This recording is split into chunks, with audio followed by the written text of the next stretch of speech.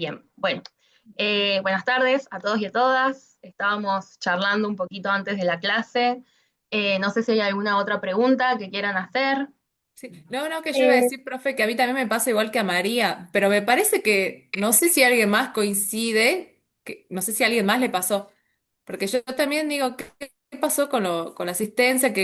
Si a dos personas nos pasó lo mismo, o no sé, pero estoy igual que ella, yo también firmé, cuando vos lo dijiste, María, dije, ay, sí, yo también me pasa lo mismo, no sabía que había asistencia en los teóricos, y creo que dos o tres veces nomás, o las últimas clases. bueno, le voy a comentar esto a Alejandra, así que no se preocupen que si ustedes tienen, digamos, una, qué sé yo, una buena cursada, eso no afecta la nota final. Ahora, el problema sí es cuando están súper flojos en los trabajos prácticos, súper flojos en las asistencias de los trabajos prácticos, súper flojísimo en los parciales, y ahí decimos como, bueno, che, ¿y cómo estuvo en los teóricos? Flojísimos también, bueno, ahí ya es como difícil remontar, ¿no? Una nota final. Pero si no, bueno, no se preocupen, igual de todas formas yo le voy a comentar esto a Alejandra. Y es como les comento, ¿no? Para mí se va a tener una consideración aparte este año con los teóricos por el tema de los paros, de los feriados y todo eso, porque fue muy difícil articular la virtualidad y la presencialidad en los teóricos, ¿no? La virtualidad en los martes, la presencialidad en los viernes. Si no se podía hacer los viernes, se tenía que conectar los martes, y si esa persona no podía el martes, no tenía la asistencia, porque por eso se inscribió un viernes. Entonces, bueno, yo creo que va a haber ahí una consideración especial con la asistencia de los teóricos este año, así que no se preocupen por eso. Yo voy a extender esta consulta para Alejandra, que es la que maneja los teóricos y esas asistencias. ¿Sí? Profe, ¿Sí? ¿este práctico es el último ya o tenemos otro Este más? práctico es el último, ya terminan con todos los prácticos de sociología de la comunicación. Este práctico es el último y esta es la última unidad también, ¿sí? La unidad número 3. Ah, bueno, profe. Bueno, Gracias, profe. de nada. Eh, bueno, voy a comenzar a compartir pantalla entonces para que comencemos a hablar sobre esta unidad, que particularmente es una unidad que me gusta mucho. Eh,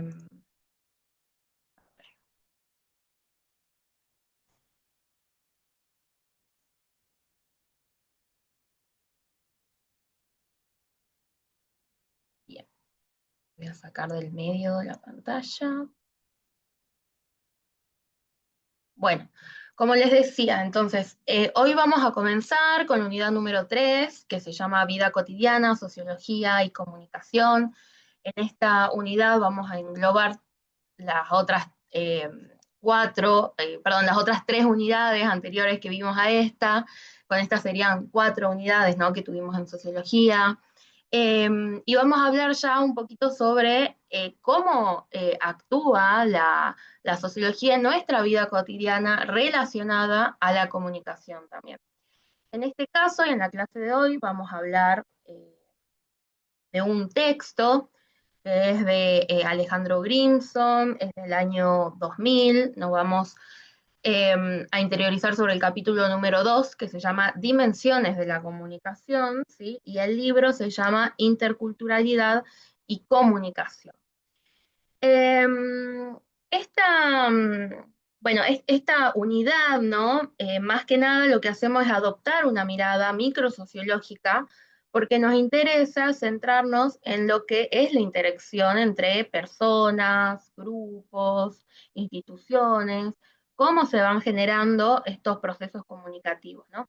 Por eso también llamamos microsociología, porque quizás, a diferencia de lo que veníamos viendo en las primeras unidades, que tienen una mirada mucho más amplia, una mirada macro, ahora nos centramos más que nada en comprender el proceso de interacción comunicativa en el cual participamos cotidianamente, ¿no? Para que podamos entenderla y responder a diversos interrogantes.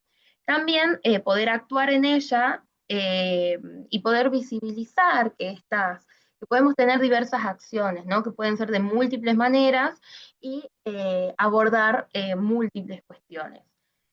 Dentro, entonces, como les venía diciendo, dentro de lo que es la unidad número 3, la próxima clase van a ver con el profe Juan algunos aportes del autor Irving Goffman, ¿no? Van a ver dos textos de él. El primero es El orden de la interacción, donde explica qué es lo que él entiende por interacción, cuál es su relación con la comunicación. También van a ver un texto de este mismo autor donde habla sobre la ritualización de la feminidad, el análisis que el autor hacía de ciertas publicidades y cómo este análisis de las publicidades nos daba determinadas pautas para entender la sociedad de ese momento, ¿no? Pautas de comportamientos, roles asignados a las personas en función de su edad, de su género, de su racialización, etc. Entonces, como les venía diciendo, el autor que vamos a ver hoy es Alejandro Brimson. Él es doctor en antropología, es argentino, es docente en la Universidad Nacional de San Martín, es investigador del CONICET y tiene una amplia biblioteca, ¿no? Una amplia producción científica, y precisamente por ser antropólogo, lo que a él le interesa es abordar las relaciones entre cultura y comunicación, ¿no? Lo que vamos a hacer es leer este capítulo número 2 para poder abordar estas diferentes herramientas que tiene la comunicación. Entonces, Grimson lo que hace en primer lugar es sostener una premisa general que es que comunicar es poner en común, ¿no? Es decir, que comunicación significa que dos o más personas o grupos o instituciones ponen en común sus determinadas perspectivas, sus experiencias de vida, con el fin de construir algo, de llegar a algún punto en común, ¿no? Por eso nos dice el autor que cualquier proceso comunicativo digamos, y esta palabra de proceso es sumamente importante, porque entendemos que la comunicación no es como si fuese un producto acabado, ¿no? Ni mucho menos un producto lineal, sino que al tratarse de un proceso significa que se va construyendo a lo largo del tiempo, que puede atravesar etapas más o menos estables, que hay muchos elementos que influyen en ese proceso, que lo van determinando, ¿no? Además, necesita de la participación activa de todos los elementos, de todas las personas que estén participando de ese proceso comunicativo. Entonces, cualquier proceso comunicativo, desde el más pequeño hasta el más amplio, desde el más significativo hasta el más casual, va a necesitar que existan y se produzcan unos códigos compartidos, ¿no? Habiendo sentidos y significados que todas las personas que estén participando en un determinado proceso comunicativo compartan y tengan en común para que esa comunicación pueda fluir, ¿no? Porque si no hubiese nada en común entre las personas que se están tratando de comunicar, sería imposible que se entable una comunicación. Y básicamente significa que una persona diga algo y la otra persona le entienda, más allá de que pueda o no pueda estar de acuerdo. Y un montón de elementos que vamos a ir viendo que tienen un rol fundamental en todo este proceso. Otra cosa también que es importante mencionar es que la comunicación es un proceso que es conflictivo. Y por eso el autor sostiene que no debemos olvidar el conflicto en el acto comunicativo, ¿no? Y con conflicto nos referimos a ciertas tensiones, ciertas luchas, digamos, que yo puedo decir y lo que la otra persona puede o no estar de acuerdo con eso, y puede estar de acuerdo en parte y no en otra, ¿no? También puede haber diferentes malentendidos de cualquier tipo. Entonces, sea como sea, la comunicación es un proceso que no es puro y no es perfecto, sino que puede haber determinadas situaciones conflictivas, malentendidos o posturas que sean distintas, ¿no? Entonces, todo esto va haciendo que la comunicación sea, como ya dije en un principio, un proceso conflictivo. Y esto no necesariamente le tenemos que poner una connotación negativa, sino que ese conflicto es necesario para que existan determinadas partes de acuerdo y determinadas partes de lucha también, partes de tensión, partes de diferencia. Lo que hace este autor, lo que hace Alejandro Grimson a lo largo de todo este capítulo, es centrarse más que nada en lo que él denomina la comunicación intercultural, que es el proceso comunicativo entre personas, instituciones, sociedades, grupos de diferentes culturas, donde se van a encontrar elementos que compartan y que tengan en común, y otros elementos en los cuales van a ser distintos, ¿no? Por eso, en una parte del texto, van a ver, digamos, que el autor nos menciona que para tener una comunicación intercultural no es necesario irnos a otro país, sino que incluso a unos pasos más allá de nuestras propias casas, podemos tener una comunicación intercultural, incluso dentro de una misma sociedad. Entonces, va a sostener que el contacto entre diversas culturas no solamente es un contacto de la palabra, ¿no? Sino que es un contacto entre olores, entre sabores, entre sonidos, entre colores, entre gestos, corporalidades y espacialidades. Y con esto quiere decir que la comunicación no se va a restringir sola y únicamente al lenguaje, sino que van a aparecer otros factores que son igualmente importantes que la palabra hablada o la palabra escrita, y que también juegan un rol fundamental en la comunicación y la enriquecen y la dotan de una multidimensionalidad que vamos a hablar un poquito más adelante. Es así entonces que este contacto entre culturas, eh, la comunicación entre culturas también va a ser importante, y las diferentes dimensiones como olores, como sabores, como sonidos, palabras, corporalidades, tiempo y otras dimensiones, vamos a ver cómo cobra importancia en ese proceso comunicativo. Todos estos elementos se van configurando de una manera heterogénea, y a partir de esto las personas van a construir histórica y cotidianamente a lo largo del tiempo y a lo largo de muchos años y también en su día a día, van a construir códigos comunicativos, ¿no? Y estructuras de significados. Por ejemplo, un código comunicativo puede ser la hora del almuerzo, que sin que ninguna persona o sin mirar el reloj no diga que es hora del almuerzo en Argentina, ¿no? Hablamos que ronda entre las 12 y las 2 de la tarde, más o menos, nos podemos dar cuenta que es la hora por los olores que emergen de las casas. Por ejemplo, si vamos caminando, ¿no? Y hasta prácticamente por esos mismos olores podemos hasta saber qué es lo que están cocinando en algunas casas, ¿no? Eso, por ejemplo, es un código comunicativo. Entonces, es decir, que las diferentes formas que tenemos de nombrar las cosas, las personas y lo que nos pasa, no solamente depende de la palabra hablada o escrita.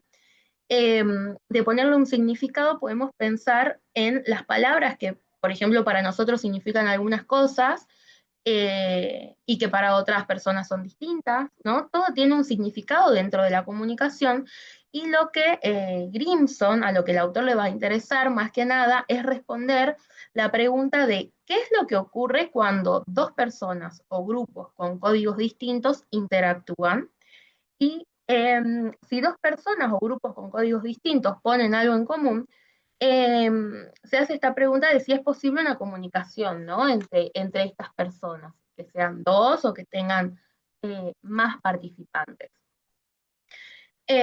Por supuesto que tengan un código distinto, que tengan perspectivas, digamos, o subjetividades distintas, no significa que necesariamente se complementan una con la otra, y en un principio podríamos pensar que es muy difícil comunicarlo, que sería muy difícil poner algo en común. Sin embargo, el autor va a sostener que esto es central en el texto de Grimson, va a sostener que eh, existen diversas máximas o reglas que sostienen que todo comunica, y en esa máxima de todo comunica vamos a ver que a pesar de que haya códigos diferentes, es posible la comunicación en mayor o menor medida, pero siempre, siempre se va a poder comunicar, ¿no? El autor distingue lo que llama rasgos diacríticos, que son los elementos que a la hora en que dos o más personas o grupos con códigos distintos van a interactuar, emergen, ¿no? Estos rasgos son los que caracterizan a determinados grupos o personas en una situación conflictiva donde van a emerger las diferencias y precisamente donde mejor vamos a poder entenderlas. Entonces, Grimson nos va a decir que para entender la comunicación intercultural es necesario que sepamos que en primer lugar las personas, los grupos, las instituciones, las sociedades que interactúan entre sí perciben, significan, construyen y usan diferentes elementos como podemos nombrar el tiempo, el espacio, las relaciones humanas, las tecnologías, ¿no? De maneras muy diversas.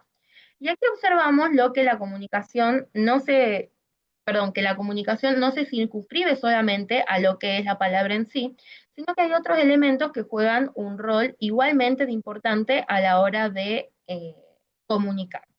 Y quizás lo primero que se nos venga a la mente o que pensemos es que para distinguir las diferencias entre distintos sujetos, uno de los criterios principales es las palabras, ¿no?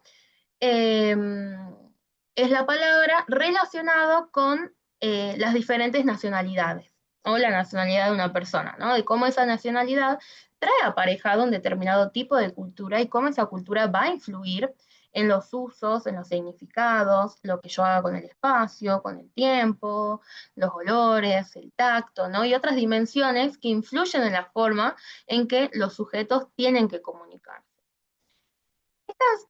Unidades socioculturales son sinónimos de personas, de grupos, de sociedades, de instituciones. Todo lo que estemos investigando dentro de la sociedad son complejas, diversas y cambiantes. Y por eso también siempre hacemos mucho énfasis en las palabras proceso, diversidad y complejidad, entendiéndose como elementos multifacéticos.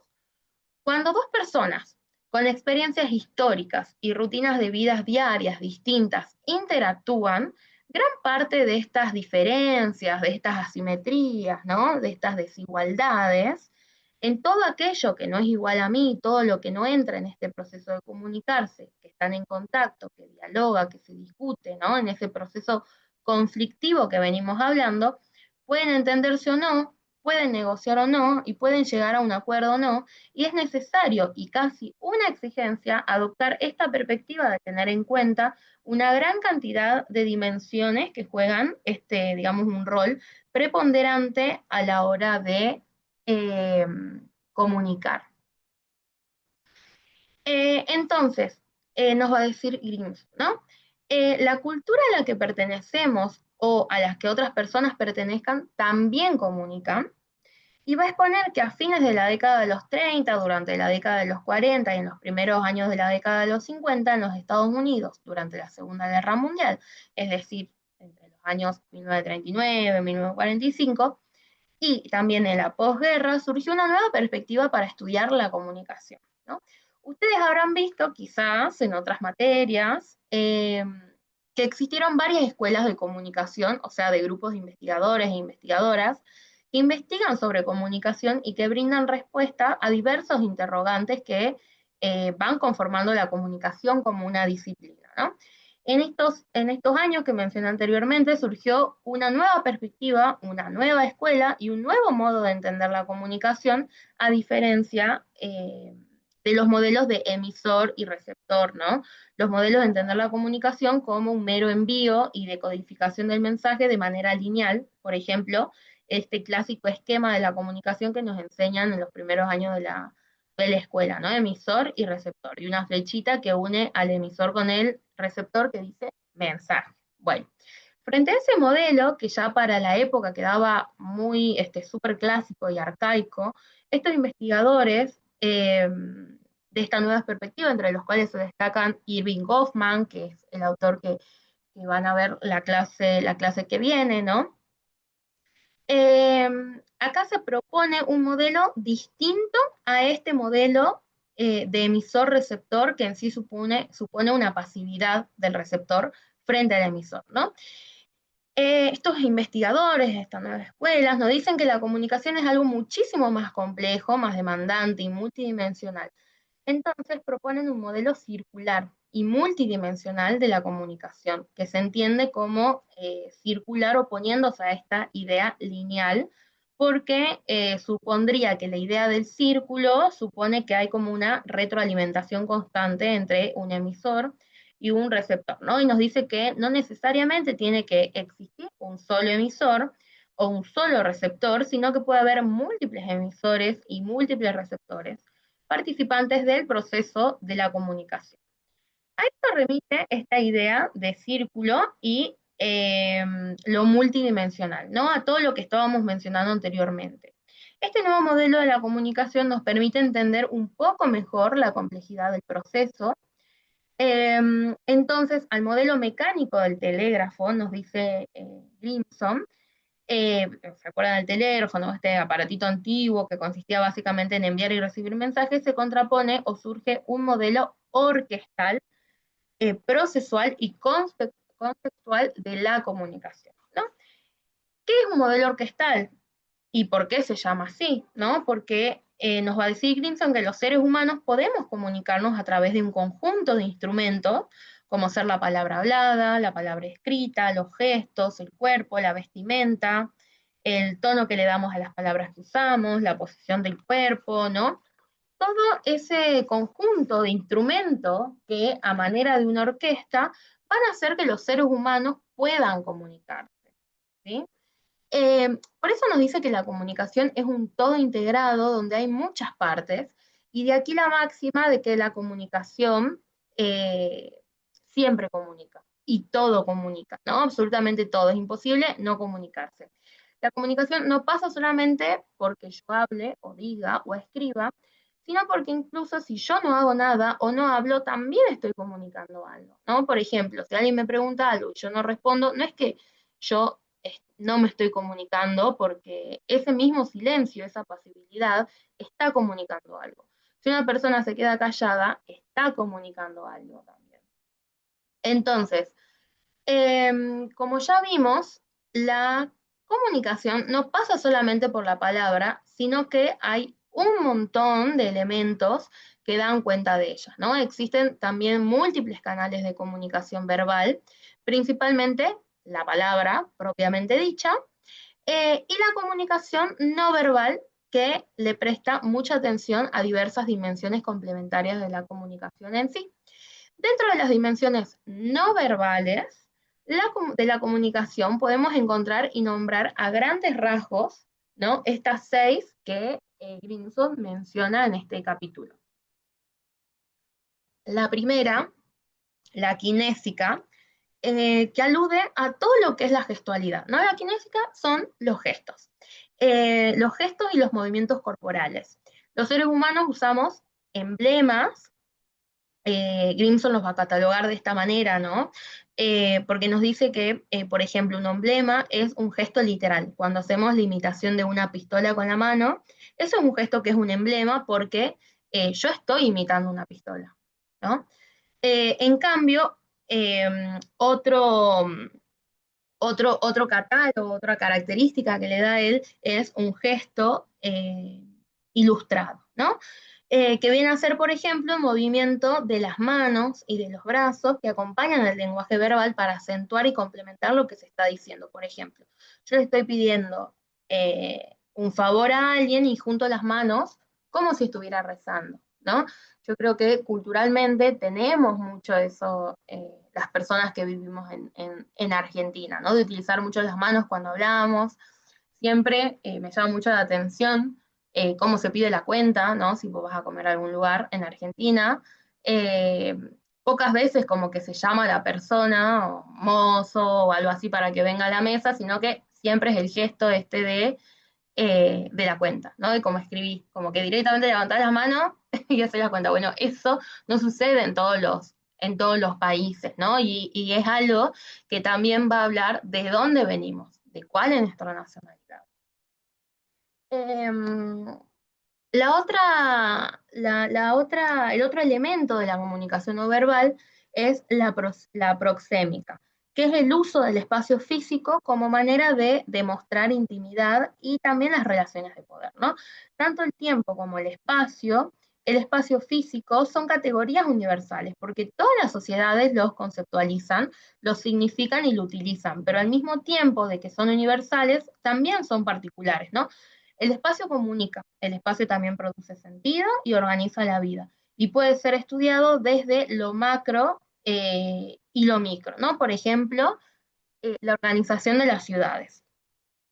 Eh, en San Salvador de Jujuy nos podemos preguntar dónde están los barrios, dónde viven las clases más acomodadas o poderosas de la sociedad, dónde están los barrios más periféricos, dónde están situados, ¿no? El espacio de las ciudades nos da cuenta de cómo se conforma una sociedad también, ¿no? Y lo micro se refiere a la distancia interpersonal que puede existir entre dos personas.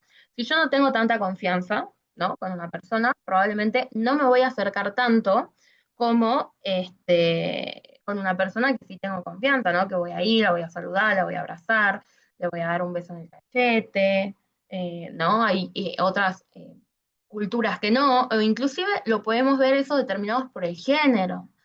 Eh, Esto de que, por ejemplo, entre varones muy pocas veces se dan un beso en el cachete, sino que se dan la mano, ¿no? Se saludan con la mano, en cambio las mujeres casi siempre nos damos besos en los cachetes, a pesar de que estemos saludando a esa persona por primera vez. Bueno, hay países que esto es impensado hacerlo, este acercamiento o tocar a otra persona, es impensado hacerlo. Lo mismo pasa, no sé, por ejemplo, con los espacios cuando hacemos uso del transporte público, ¿no? Bueno, la mayoría de los países de Latinoamérica el transporte público siempre está como muy abarrotado, mucha gente junta, muy apretado, ¿no? Como que lo llenan a tope los colectivos. En otros países eso no sucede, digamos, no solamente porque es peligroso, por ser un accidente, sino porque por esta distancia corporal que existe entre las personas, ¿no? Y que quizás fue lo que más nos costó durante la pandemia, ¿no? Y de lo que casi ya no hablamos. Y pasó hace tan poco, hace tan pocos años, pasó esto de que teníamos que estar lejos, ¿no? Distanciados de las personas para no contagiarnos y demás, que fue, creo que, lo que más costó en América del Sur, ¿no? La distancia entre personas. Eh, otra dimensión es la cronémica, ¿no? Que se refiere al tiempo, ¿no? Cronémica hace uso de la palabra cronos, ¿no? Al interés, al compromiso, el estatus, la jerarquía, incluso la jerarquía se puede demostrar a través de los usos que hacemos del tiempo, ¿no? Es la forma en la que el tiempo se organiza, se utiliza, de cómo se nos va comunicando. Por ejemplo, podríamos pensar en cómo las sociedades conciben el pasado, el presente y el futuro. Por ahí hay sociedades que son sumamente tradicionalistas, y entonces para esas personas el pasado tiene muchísima injerencia en su presente. Por ejemplo, también podemos ver la organización de los calendarios, las fechas especiales, los feriados en diferentes países, según bueno, eventos nacionales, religiosos, incluso los momentos del día también son importantes, ¿no? Como les decía antes, las horas de las comidas tan marcadas que tenemos, que se tienen en los diferentes países, ¿no? Si queremos poner así como el ejemplo más explícito, podemos hablar de la diferencia de Argentina con alguna ciudad estadounidense sobre la hora de la cena, ¿no?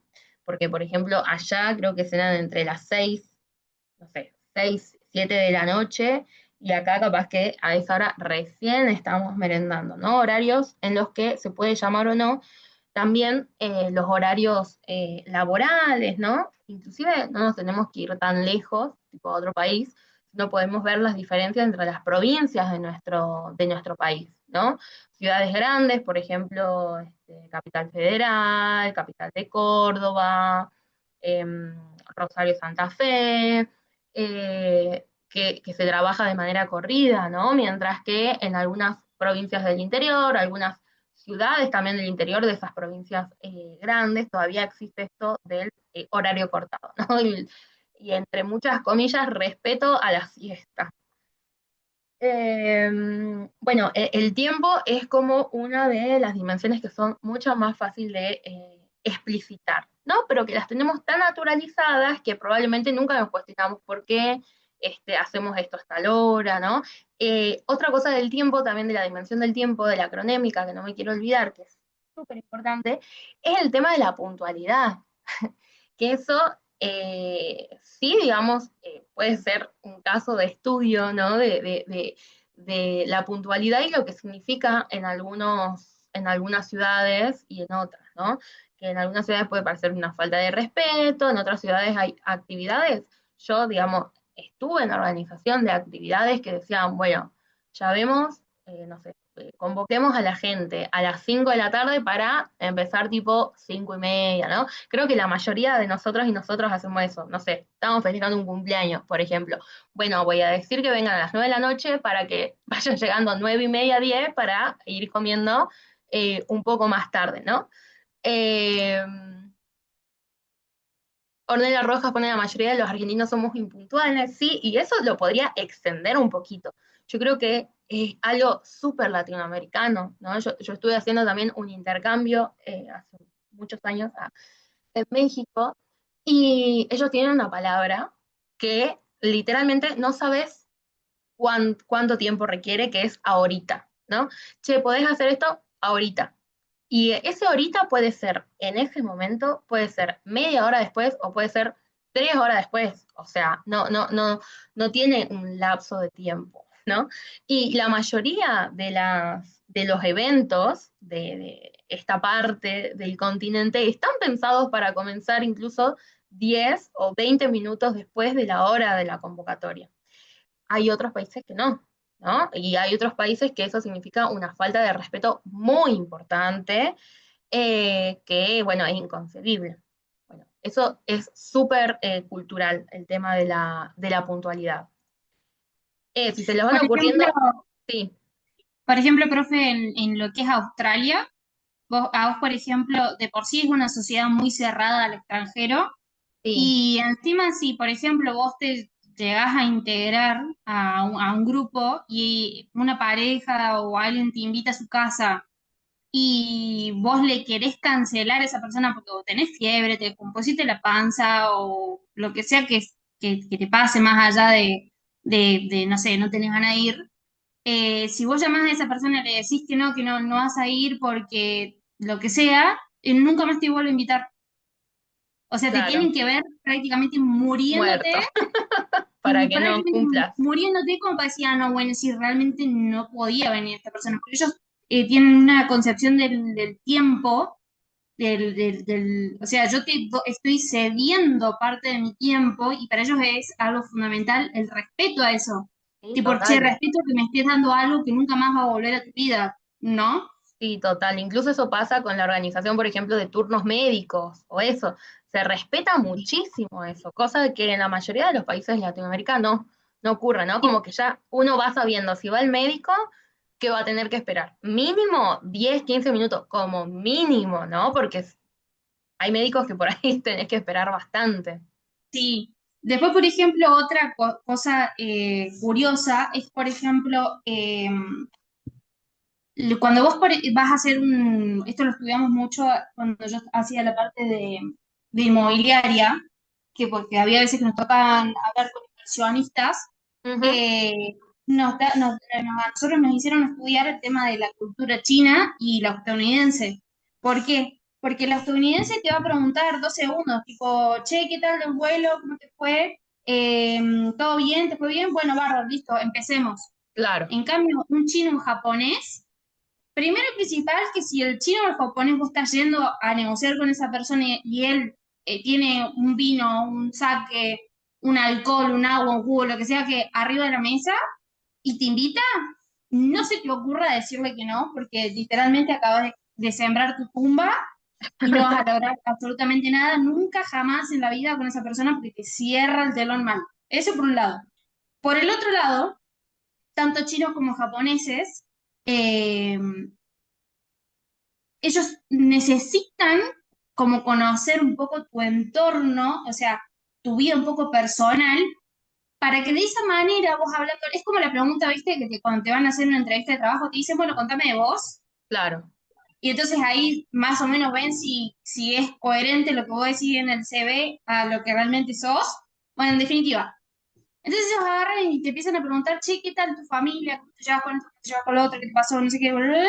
Porque de esa manera ellos como que tratan de como tener una relación un poco más, que traspasa un poco más de lo profesional y se toman su tiempo.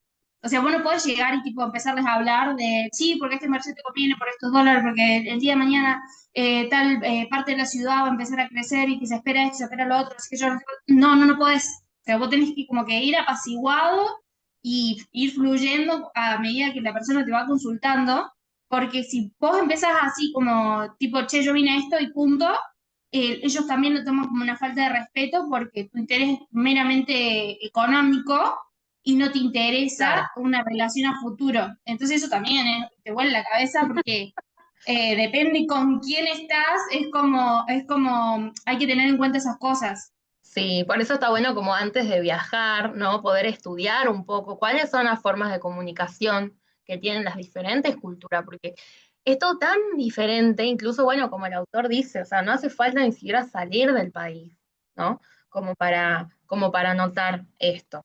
Acá en el chat pone Josefina que es una característica latinoamericana, la impuntualidad. Sofía Nachuri pone Inglaterra es falta de respeto, llegar tarde, no te esperan. Bueno, eso sí, en muchos países, ¿no? Sucede eso, las puertas cierran y chao, o sea, no hay forma. Y es súper, bueno, obviamente le puede pasar a cualquiera llegar tarde, ¿no? Qué sé yo, si justo tiene que tomar un avión o tiene que tomar un colectivo, lo que sea. Pero yo creo que ahí se ve como realmente las diferentes sociedades con respecto a la relación de la puntualidad, ¿no? Cuando tiene que salir, cuando tiene que partir cualquier medio de transporte, tiene que partir y listo. Y yo en la mayoría de los lugares que vi gente perdiendo vuelos por eso, fue países de Latinoamérica, justamente, ¿no?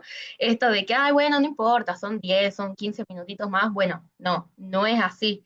Para algunas planificaciones y organizaciones, esos 10 minutos, 15 minutos, para algunas culturas pueden ser una falta de respeto, pero para otras planificaciones, como es la salida de un avión, es súper importante y es fundamental, ¿no?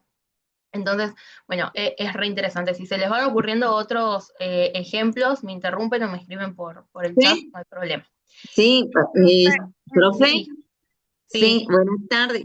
Yo buenas. estaba viendo con este ejemplo de la llegada tarde en nosotros, en mi caso particular, es mucho, por ejemplo, porque sí se ha tornado, o sea, eso lo veo por ahí como algo, como que se ha ido formando esa cultura. En realidad no es una cultura, un mal hábito, un horrible mal hábito, y que digamos con la vertiginoso del tiempo y de las actividades y cómo llevamos a lo loco acá en Argentina nosotros de hacer 2, 3 trabajos y 10 actividades a la vez que en otros países no se hace y que en otros lugares no se hace. Por ejemplo, una madre no va, no trabaja y a la vez va y busca al hijo y vuelve corriendo y vuelve o tenemos 2, 3 trabajos, salimos de un lugar que acá lo hacemos y en otros lugares no, o hacemos una cosa, terminamos eso y hacemos lo otro. Creo que como que se va conformando eso, ¿no? Ese mal Total. hábito se lo termina conformando como es realmente horrible, vergonzoso y,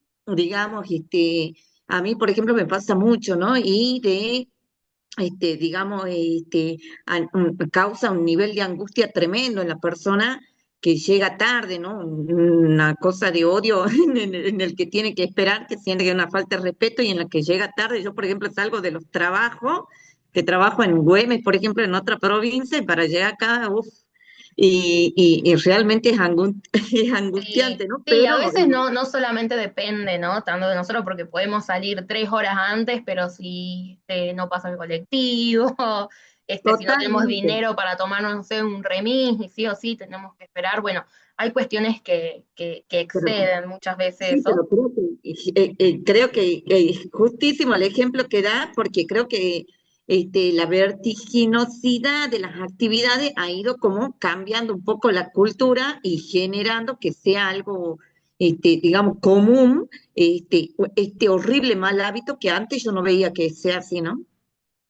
Mm, Profe, igual buena. relacionándolo a esto, es como decir también de que en el hecho de comunicar también uno al llegar tarde puede, por ejemplo, ¿no? Si una persona queda con otra en encontrarse a cierto horario, puede quedar como que la otra persona que está esperando tomarlo, no le importo. Sí, Es como total. una forma de comunicar también algo si uno llega o no a tiempo o esas cosas. Sí, total, total. Imagínense, o sea, podemos, a ver, tomarlo de diferentes situaciones, ¿no? Cita con una persona, queda en un horario, esa persona llega tarde y llega tarde por cuestiones porque quiso, básicamente, ¿no? Porque, o sea, entiendo que nos dice la compañera Mariela, ¿no? Que puede suceder, que hay un montón de cuestiones que nos exceden, pero hay gente que es impuntual y hay gente que juega, ¿no? Con los tiempos de la otra persona. Entonces, por ejemplo, si tenés una cita, no sé, médica, si tenés una entrevista de trabajo, y bueno, y hay personas que, por ejemplo, entrevista de trabajo o algo así que sea como, entre comillas, importante, eso sí se respeta, ¿no? Pero no sé, juntada con amigos o una cita, ¿no? Para conocer a otra persona, cuando depende, digamos, del tiempo de otras personas que por ahí no tienen tanta una injerencia, no sé, económico, de trabajo en tu vida, es como, nada, esa gente vaya y pase y llega tarde, digamos, o sea, yo estoy segura que más de una y una se le viene a la mente una cabeza, se le viene a la mente una persona que es impuntual así, si no es que son ustedes. Y eso es un problema, eso sí es un problema que se tiene que conversar, ¿no? Se tiene que hablar, sobre todo por el respeto hacia las otras personas o las otras personas que te están esperando ahí. Y esto pasa un montón y yo durante mi cursada, bueno, mi cursada de la licenciatura fue toda presencial, eh, y he visto muchos estudiantes llegar tardes a parciales presenciales, algunos profesores o profesoras más como, bueno, sentate, y algunos directamente, no, no podés, o sea, llegaste 10 minutos tarde, no podés sentarte a rendir, porque no solamente es una falta de respeto hacia mí, sino también hacia tus compañeros y compañeras que llegaron puntuales y demás, ¿no? Es una discusión constante, la del tiempo. Pienso que quizás esto se tendría que trabajar un poquito más desde las escuelas, ¿no? Desde el cumplimiento de los horarios hasta, bueno, hasta la universidad. Porque, por ejemplo, hoy, pensando y hablando de esto, digo, bueno, ¿por qué yo doy 10 minutitos para comenzar la clase? ¿No? Y si me pongo a pensar, digo, bueno, es para que lleguen, pero digo, ¿a dónde tienen que llegar? ¿A conectar un celular o a conectar una computadora? O sea, ni siquiera es que nos estamos como trasladando a la facultad que vos decís, bueno, el colectivo, qué sé yo, como que ya tenemos tan naturalizada la impuntualidad que ya lo hacemos así, ¿no? Como de manera súper natural a esto. Pero bueno, hay que charlarlo, me parece que hay que tratar de corregirlo, ¿no? Y de mejorarlo.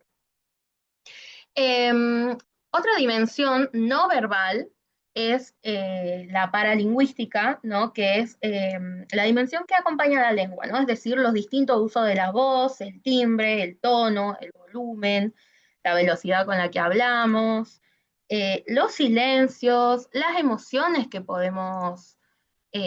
a ver, hay un mensajito en el chat, pone, una vez teníamos parcial de fuentes con el prof de Luca y una compañera llegó tarde y el prof no la dejó entrar. Bueno, ese es un buen ejemplo. Yo también crucé con el profesor de Luca y recuerdo mucho, mucho cómo repetía que seamos puntuales para rendir, no solamente para rendir, sino para sus clases, porque llegar tarde a una clase del profe de Luca, de presencial, no sé cómo habrá sido, era como una mirada así, que decís, no apruebo más, pero bueno. Bueno, retomando lo que les decía, ¿no? Con esta dimensión paralingüística, eh, esto, digamos, esta forma que tenemos para utilizar la voz, el timbre, el tono, el volumen, la forma con la que hablemos, los silencios, las emociones que podemos sentir respecto a eso, ¿no? Que manifestemos o que no manifestemos, el tono de las palabras, el ritmo que yo le dé, si yo hablo más rápido o menos rápido, ¿no? La articulación de las palabras, las emociones, el grito, el llanto, la Profe, risa, todo lo que podamos escuchar o no, sí. perdón que le interrumpa, pero por ejemplo en el caso, ya que nosotros también estamos viendo el tema de comunicación digital y Ujú, llevarlo más también como a lo digital, porque muchas veces pasa que también uno hace una reunión virtual, por ejemplo, y estás esperando que se conecten en sí. el horario que vos dijiste, o también el uso de las palabras cuando uno envía mensajes o Ujú. audios, como analizarlo también desde ese punto. Sí, bueno, si vamos, por ejemplo, a lo digital, como que de manera implícita entendemos que si yo respondo con mayúsculas, estoy prácticamente gritando, ¿no? Entonces la otra persona que lo va a leer va a decir, ¿qué le pasa que me está gritando? Y qué sé yo, capaz que no, capaz que se quedó, qué sé yo, en mayús, fue esto. O bueno, los audios es un tema de debate recurrente, ¿no? Por eso por ahí las cosas más delicadas siempre es bueno hablarlo cara a cara, ¿no? Incluso ahora con esta nueva posibilidad que tenemos de cambiar la velocidad de los audios, cambió hasta incluso la manera de poder interpretarlos, ¿no? Porque si escuchamos un audio muy rápido, capaz que, no sé, pensamos una cosa, si lo escuchamos bien, cambia un montón. Yo les pido que, bueno, en algún momento se fijen cómo suena un audio en 1,5 o en 2 y un audio en uno y se fijen cómo cambia la tonalidad de la persona, ¿no? Y bueno, en escrito también en lo digital nos cruzamos mucho con el uso de lo que es el lenguaje no sexista, ¿no? El uso de la arroba, de la X, de la E, todo eso está comunicando, ¿no? Qué piensa la persona, no sé, cuál es su postura política respecto a algunas cuestiones, eh, el uso de también, por ejemplo, ya no se usa tanto, ¿no? Pero en algún momento para algunas caricaturas, que después eso se trasladó a lo que fue el ciberespacio, en vez de colocar el insulto, eran como varios caracteres, ¿no? No sé, un asterisco, un signo de peso, un signo de exclamación, ¿no? Eso era como que, entre comillas, significaba un insulto, ahora no. Ahora, por ejemplo, vemos la primera parte de la palabra del insulto y word al final. Bueno, no sé si utilizan X, pero eso es como muy común, no escribir el insulto completo, sino como la mitad y un word al final, para que la otra persona entienda. Todas esas herramientas comunicativas son parte de la paralingüística, ¿no? No solamente lo que puede suceder cara a cara, incluso hasta el silencio, que alguien nos escuche un audio en WhatsApp y nosotros sepamos que esa persona lo escuchó y no nos respondió, significa algo, ¿no? Podemos hablar de la figura de gosteo, que también, no, me gosteó, me dejó de responder, me clavó el visto, ¿no? Eso comunica algo también. Eh, Profe, los emoji, totalmente. El acompañamiento de los emojis, acá Ornella Rojas puso en el chat, el acompañamiento de los emojis también son importantísimos, ¿no? Porque incluso hasta los emojis le pueden dar sentido como a lo que escribimos. Si estamos felices, si estamos tristes, si queremos a esa persona, si no queremos, si tenemos el corazón roto. ¿Hay alguien que quería hablar? ah, profe, ¿qué tal? No, no, sí, la estaba escuchando con el tema de los silencios. Por Sí, ejemplo, este, nosotros está ahí con un grupo de colegas a nivel, digamos, bueno, internacional estamos haciendo, trabajando, viendo el tema de una ley, ¿no? En la que vemos mucho el tema de el maltrato psicológico. sí, Y realmente se ha empezado, es todo así como lo que estamos aprendiendo en esta materia de la cultura y cómo cambia, ¿no? ujú, Cómo se ha ido, se va pasando, ahora ya no se usan tanto emoji como era lo primero que se utilizaba y estábamos todos tratando de descifrar qué quería decir, ¿no? Hasta que después se hizo un alfabeto de qué decía cada emoji. Y ahora el tema del silencio, ¿no? Y del gosteo. Oye, nosotros estamos viendo la clara y la grave influencia, ¿no? De la comunicación esta, y cómo influye a nivel psicológico en las personas, ¿no? Tiene un claro sentido de provocar algo en el otro, ¿no? Esa forma de comunicación tan espantosa que se va naturalizando, ¿no? Se va, Sí, y son nuevas formas, ¿no? Que aparecen. sí, son nuevas, nuevas formas que quizás de manera presencial no pueda tener una repregunta de otra persona como, che, ¿qué te pasa? ¿Por qué no me respondes? O algo, ¿no?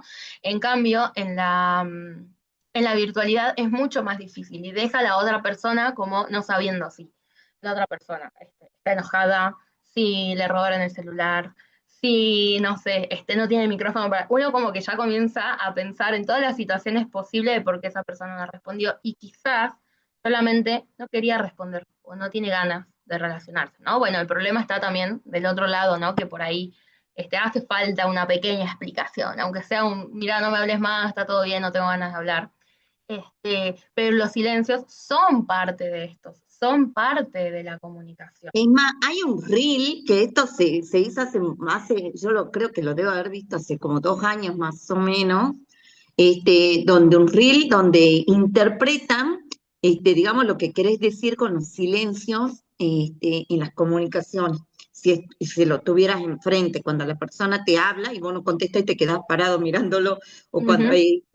es perfecta la ilustración, ¿no? Que es claramente eso. Acá, digamos, vuelvo a lo mismo, de naturalizar estas son malas formas. Vos podés decir, después te contesto Sí. o más tarde te escribo, nada más si no querés hablar. No es Sí, que en lo no que es se podía. en lo que es la virtualidad, sí, ¿no? Es como mucho más fuerte, como el tema del desaparecerse, ¿no? Del silencio. Por ahí, de manera presencial, si tiene un contexto, sí puede significar algo. Por ejemplo, una persona que está peleando conmigo y yo solamente estoy callada, bueno, está comunicando que no quiero pelear, no te voy a responder. Una persona que, no sé, y me hizo algo mal y yo no le quiero responder, bueno, eso significa, estoy enojada con vos, no te quiero hablar, ¿no? Puede, Pero digamos, no tener otro tenemos contexto. en el plano laboral lo terrible, lo tremendo que llega a ser que le escribas algo a tu jefe y no te conteste, ¿no? Bueno, por Y, ejemplo, yo cuando hago alguna pregunta o por nadie Dios, responde, es lo no, claro, mismo, sí, es lo sí. mismo. Y una piensa, bueno, no, no leyeron, no saben qué responder, o dejaron los celulares y se fueron y ni siquiera me están escuchando, van a volver cuando escuchen link de asistencia, ¿no? Una piensa en un montón de situaciones así. Bueno, y eso es lo que genera el silencio en la comunicación. Y profe, ¿no iría también por el lado por ejemplo, los mensajes? Vale, porque, por ejemplo, vale, estamos hablando con una amiga y yo le mando un mensaje, pero ella lo toma mal. Por ahí como que yo me enojé o yo estoy peleada con ella, pero después cuando nos vemos en persona me dice, ¿por qué no te enojaste? Y yo le digo de que no estaba enojada, que nada más como que una forma mal de expresarse a través de lo que sería de virtualidad. Sí, sí, total. Por eso digo que por ahí es difícil comunicarse, digamos, en la virtualidad porque no hay una interpretación que la otra persona lo tiene de manera directa cuando estamos en la presencialidad, ¿no? Y creo que ahí vinieron como, acá se largó la lluvia, perdón si escuchan un ruido, pero es lluvia. No es lo mismo, y pienso que los emojis vinieron como a salvar, entre muchas comillas, esa situación, ¿no? ¿Qué sé yo? Tu amiga te tiene que pasar plata, hola amiga, acordate de pasarme plata, carita, acordate de pasarme la plata, carita feliz, 2 puntos. No es lo mismo a que mandes, hola amiga, acordate de pasarme la plata, sin nada. Eso ya la otra persona puede decir como, uy, no, está enojada, me está cobrando. Ni hablarlo si pones como otro emoji, qué sé yo, ¿no? Entonces pienso que todo lo que aparece, que acompaña el texto, para darle el sentido, como que te puede ayudar esa comunicación, ¿no? Que por ahí era más difícil, imagínense, con la existencia de los mensajes de texto solamente, ¿no? Ahí sí nos arreglamos bueno, y ahí fue como que se empezó a utilizar los emojis que eran los emojis caseros, ¿no? Dos puntos, paréntesis, para la carita triste, para la carita feliz, para el corazón, el 3, ¿no? O el S y el 2, como que la gente necesitaba algo que pueda acompañar el texto para darle un sentido para que la otra persona también lo interprete. Pero sí, tu ejemplo es así, digamos, es clarísimo. Bueno, otra dimensión no verbal que nos propone Grimson es lo olfativo, ¿no? Y hace una mención especial a lo que son los olores y sus significados, y es bastante interesante lo que menciona porque yo creo que da para que sigamos pensando y reflexionando, ¿no? Nos va a decir que en muchas sociedades el olor natural del cuerpo se considera poco correcto o placentero, y entonces, ¿cómo algo tan normal o natural o inherente a la condición humana, como es el propio olor, puede ser considerado algo poco correcto o poco placentero o fuera de lugar si, digamos, nos dice que puede tener un papel significativo en la construcción de las relaciones de poder en las diferentes sociedades, ¿no? Y esto podemos hablarlo un montón. Por ejemplo, el tema de los olores corporales, ¿no?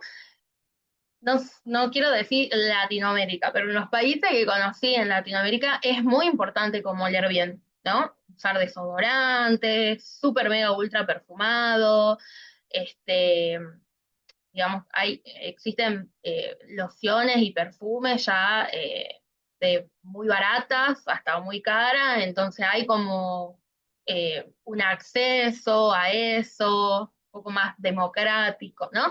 Y como en otros países, algunos países europeos, no es tan importante como, digamos, el oler bien es el olor de mi cuerpo, ¿no? Y quizás el oler bien en algún país europeo es oler mal en un país latinoamericano. ¿Entienden a lo que me estoy refiriendo? Sí, profe. Sí. Bueno, porque hay un estereotipo, ¿no? Bastante generalizado sobre las personas, los franceses, los y las franceses, digamos, ¿no? Que tienen mal olor, ¿no? Que tienen olor a la axila, que no se bañan, que bla, bla, bla. Bueno, el autor plantea esto en su texto y podemos hacer como eh, un reversionismo histórico. ¿Por qué? Inclusive utilizando Francia también como ejemplo. Eh, si a ustedes, yo soy fanática de las películas de época, si a ustedes les gusta ver, bueno, ahí podemos ver cómo el nacimiento de perfume, de lociones, digamos, aromáticas por el cuerpo, fueron principalmente comercializadas en lo que era Francia en la Edad Media, ¿no? Todo lo que fue anterior y posterior a la caída de María Antonieta, la construcción del Palacio de Versalles, Revolución Francesa, todo eso. ¿Por qué? Porque literalmente la gente no se bañaba todos los días como nos bañamos ahora. Entonces, cuando mucha gente, incluso gente de la sociedad alta, se juntaba en esos super mega ultra eventos, ¿no? Con pelucas, con grandes vestidos, muchos polvos de maquillaje y demás. Imagínense, digamos, la mezcla de aromas que había en esos lugares que querían ser tapados o un poco suavizados con lociones. Bueno, eso se extendió a todo el mundo. Y hay algunas culturas que quieren tapar ese olor o no quieren percibir los olores, ¿no? Olor a axila, a piel, lo estoy tratando de decir de la manera más correcta posible.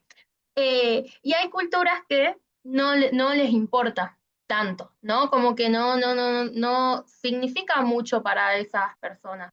Siempre me acuerdo de las primeras clases que hablábamos sobre comunicación no verbal y demás. Una de las estudiantes dijo, yo estoy harta de subirme al colectivo y sentí un montón de olores y no sé qué, que esto, que el otro. Y otro compañero le responde, bueno, pero eso te está comunicando algo. Y dice, ¿qué? ¿Que no se bañan? No, que está llegando la primavera o el verano y la gente transpira más. Bueno, ese intercambio, digamos, en la clase fue, primero, muy gracioso, y segundo, verdadero, ¿no? Yo acá abajo les puse como la foto de una persona comiendo una mandarina. Bueno, el olor de mandarina tiene, comunica, digamos, algo. ¿Qué comunica? Primero, que es temporada de mandarina, que probablemente esté llegando la primavera, eh, no sé, ¿viste ese olor tan como tradicional de algunos lugares, bueno, que consumen esta fruta?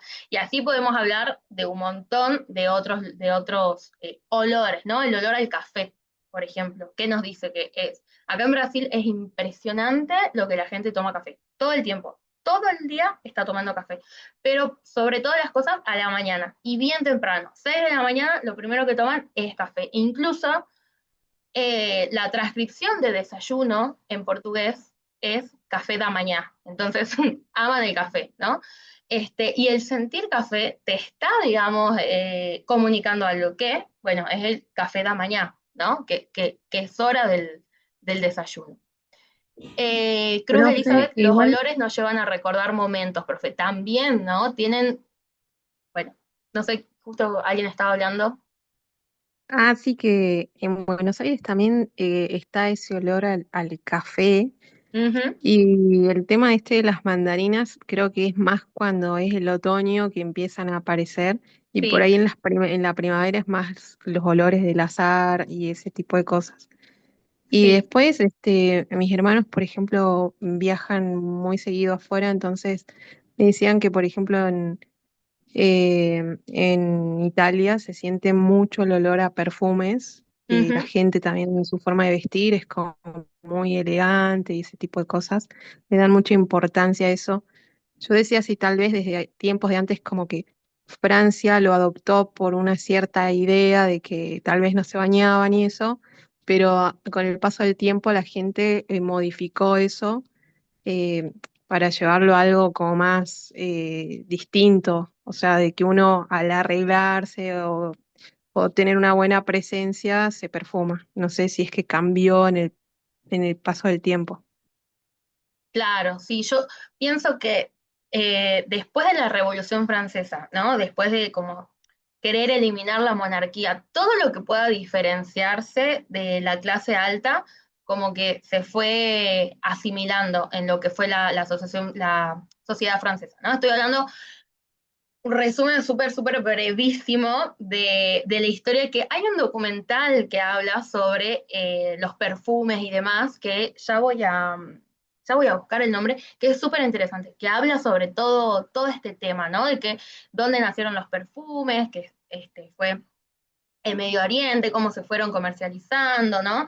Después, cómo se fue expandiendo la utilización de condimentos, que también se utilizaban como perfumes muchas veces, las flores, bueno, un montón de cosas que es súper interesante.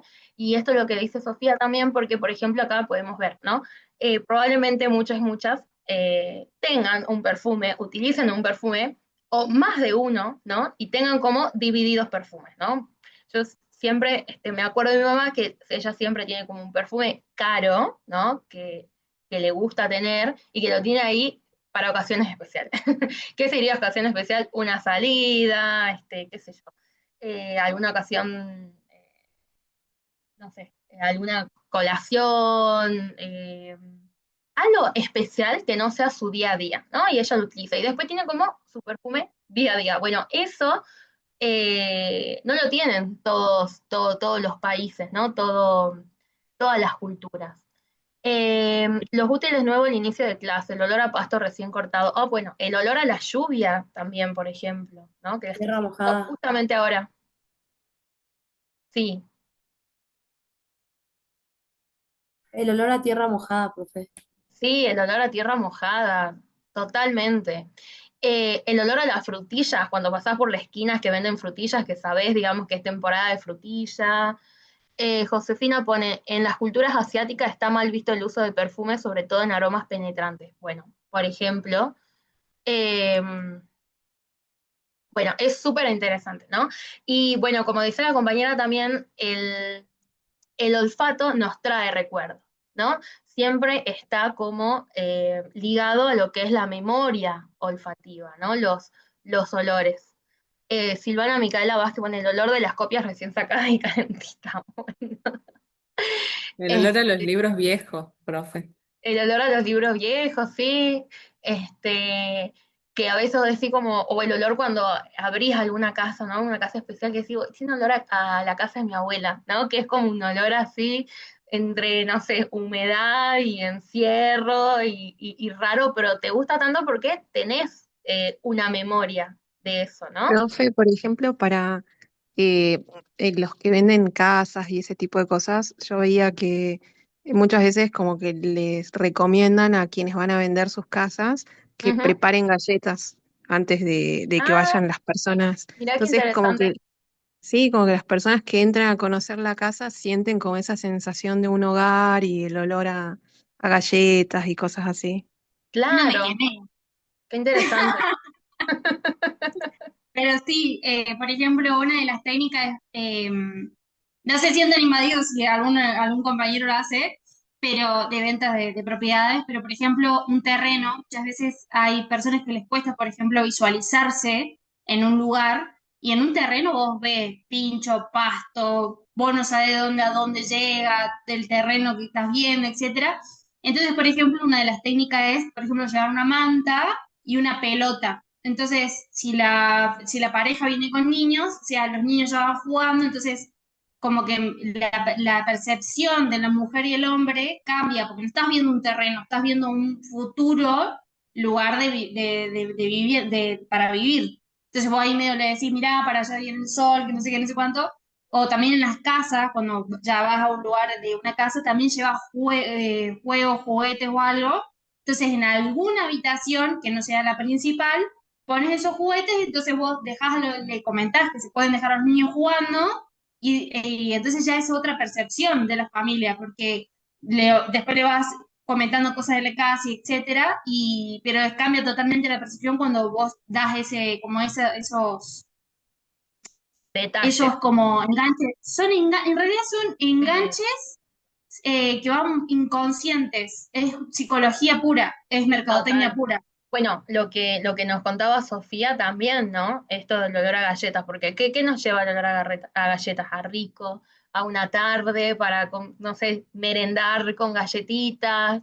¿Y qué te imaginas? Una mujer sacando una bandeja de galletitas del horno con dos, tres pibitos alrededor, todos contentos, digamos, ¿no? Sí, juega mucho con eso. La memoria olfativa re juega con todo eso. El olor a nafta nos pone hornilla roja. Bueno, acá también una fanática del olor a nafta. El olor a asado nos puso Magalí también. Hace mucho no lo siento, estoy muriendo, así que es lo que más extraño, el olor a asado. Bueno, y como última dimensión no verbal, Grimson nos propone la dimensión táctil, ¿no? Y que lo táctil va a jugar un rol determinado de acuerdo a las codificaciones culturales que existan en cada sociedad. Tocar a alguien es una forma de comunicación porque quien puede tocar a quién, en qué lugar del cuerpo y en qué contexto depende, ¿no? De las personas. Y va a variar mucho entre las culturas y el interior eh, digamos, va a variar mucho entre las culturas y en el interior de estas, según la edad, el género, la relación que tengan, el vínculo que tengan estas personas. El autor nos da un ejemplo bastante interesante y es cuando vemos un niño, ¿no? Un niño, una niña, sobre todo bebés. Casi siempre como muestra de afecto o ternura, las personas lo quieren tocar las cabezas, los cachetes, tocar el bebé, digamos. Pero en algunas culturas incluso estoy viendo eso mucho más ahora, ¿no? Por ahí en algunas amistades que tienen bebés recién nacidos o, bueno, algunos TikToks que me van apareciendo ahí de personas que tienen bebé, como que no quieren que las personas lo toquen. ¿no? Y generación, digamos, una generación antes que la nuestra, eran muy toqueteros de bebés, muy, o sea, era ya una cosa como, ¿no? Siempre tenía que venir una persona, que alzaba al bebé, le tocaba los cachetes, que bla, bla, bla, que esto. Ahora como que se tiene un poco más de conciencia con eso. Primero, porque, bueno, los padres y las madres tienen que consentir, ¿viste? Hay gente que directamente va al bebé, o sea, quiere agarrar al bebé. Hay como un consentimiento previo del padre y de la madre. Y segundo, también por una cuestión higiénica y de sanidad, ¿no? Que creo que post pandemia como que tomamos un poco de conciencia con respecto a eso, ¿no? El tema de los gérmenes, las bacterias y de cuidado de una persona tan indefensa, ¿no? Profe, por ejemplo, también llevándolo al caso, acá, por ejemplo, habla de una forma de comunicación que es lo táctil, Ujú, en cuanto a lo que significa el poder, porque la otra vez veía que se había hecho viral un video de Donald Trump con Emmanuel Macron, ujú. y Macron es como que intentaba poner la mano sobre la de Trump, mostrándole como cierto poder. Y después Sí, Trump se la termina dando vuelta y lleva todo el cuerpo de Macron al cuerpo de él, como zamarreándolo, digamos. Entonces, como que mucha gente lo analizó de una forma, como esa lucha de querer ver quién sí, tiene el totalmente. poder.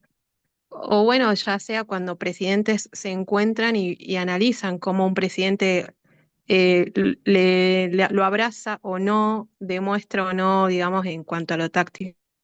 Sí, totalmente. Totalmente. Por eso el autor, viste, habla como de estas formas de poder según el tacto, ¿no? Si vos, no sé, ejemplo rápido que se me vino a la cabeza, por ahí estás trabajando en la computadora, viene tu jefe, te pone la mano arriba del hombro. Es algo que vos no harías, digamos, con tu jefe o tu jefa, y en cambio, esa persona como que se siente en la libertad de hacerlo, ¿no? Como esta cercanía media impuesta. Y hay un ejemplo que pone el autor, que volviendo, ¿no? A esto de que a la gente le gusta tocar bebés, le gusta acariciar a los bebés, eh, que es el caso de Sri Lanka, ¿no? Un país, en algunas culturas, no en todas, ¿no? De este país, la cabeza es considerada una parte sagrada del cuerpo, ¿no? Entonces, ¿qué diferencia hay cuando, no sé, por ahí a los niños, niñas que recién están caminando, lo primero que se le toca siempre es la cabeza? Bueno, en esta cultura está prohibido hacerlo. Entonces yo no puedo ir tocándole la cabeza a alguien que lo va a considerar como que estoy infringiendo su sacralidad, ¿no? Yo no puedo ir por la vida tocando a quien quiera porque obviamente hay determinados códigos culturales que van a determinar con quién puedo hacerlo y con quién no, ¿no? Y bueno, este ejemplo que dio Sofía recién es como súper descriptivo de esta dimensión, ¿no? El saludo entre varones, que no solamente son varones, sino que son presidentes de países, que son potencias mundiales, actualmente e históricamente, ¿no? Y tienen que demostrar, a ver, solamente con el tacto, quién tiene más poder que quién. Eh, y después, ya para llevándolo como un poco más a cotidianidad, eh, también esto de los saludos que le hablé al principio, ¿no? Esto de darse un beso y demás. Tenemos algunas provincias de nuestro país que se saludan con dos besos, ¿no? Y que por ahí cuando vos vas a saludar no te acostumbras a dar dos besos, como que la otra persona se queda así como tiesa, esperando y vos estás como, bueno, esos son diferentes modos de saludos que se dan en un mismo país, con diferentes de otros países que implican también el tacto, ¿no? Y bueno, y hay países que ni siquiera tienen algún contacto físico, ¿no? Por eso digo, como le dije a Candelaria, la importancia de que si van a viajar a donde sea, incluso de provincia a provincia, nada, poder informarse de las cosas básicas, de cómo es un saludo, ¿no? Por ejemplo, cómo se saluda a la gente. O sea, parece una pregunta muy inocente, pero creo que es necesario poder hacerlo, ¿no? Acá, por ejemplo, como abajo de que dice táctil hay una imagen con diferentes tipos de saludos, ¿no? Por ejemplo, hay un saludo que es como una reverencia, que se tocan las manos, hay un abrazo, hay otra reverencia de dos personas, hay dos personas saludándose sin tocarse, ¿no? Hay otras chocándose el puño, y bueno, en fin.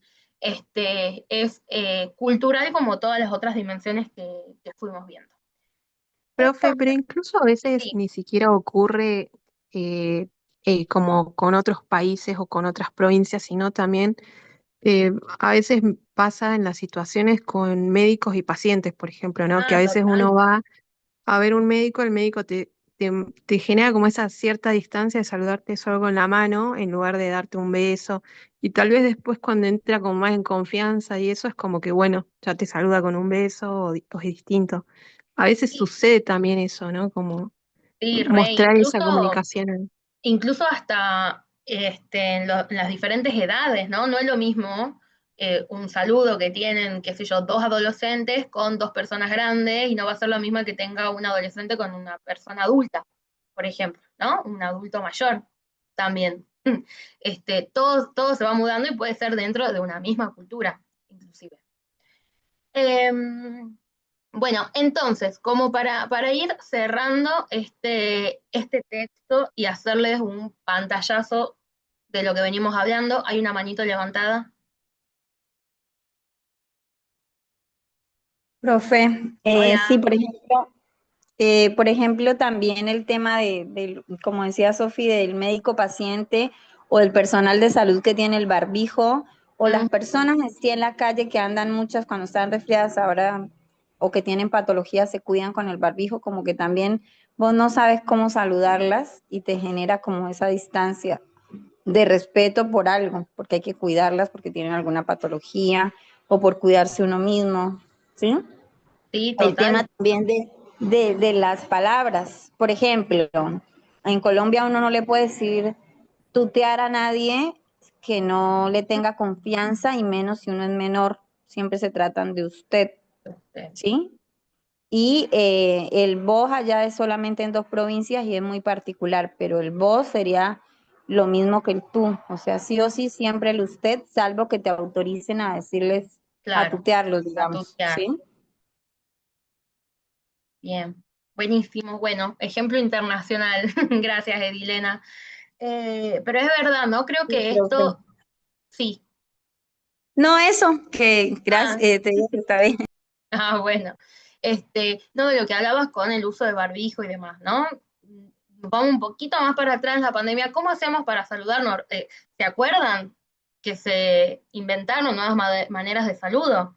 Los En el puñitos, puño, ujú. ajá, los coditos. Bueno, ahí te están saludando, Dylan, en el chat, te pusieron parcera. Bien.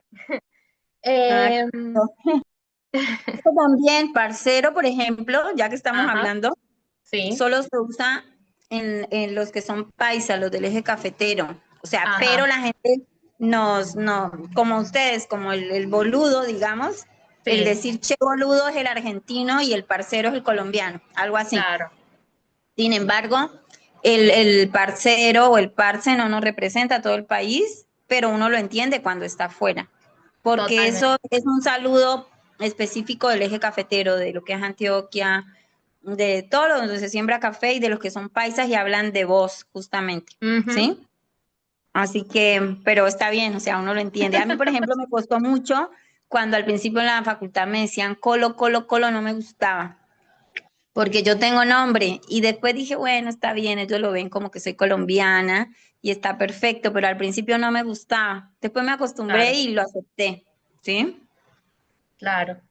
Bueno, lo que nombraste, digamos, la palabra boludo, es eh, genial para poder explicar todas estas dimensiones de las que nos hablaba Grimson, ¿no? Porque, bueno, en Argentina se utiliza en diferentes ámbitos, ¿no? Vos podés decir como boluda de cariño, a una amiga, se puede utilizar como un insulto, se puede utilizar como para hacer sentir también como tonta a la otra persona, ¿no?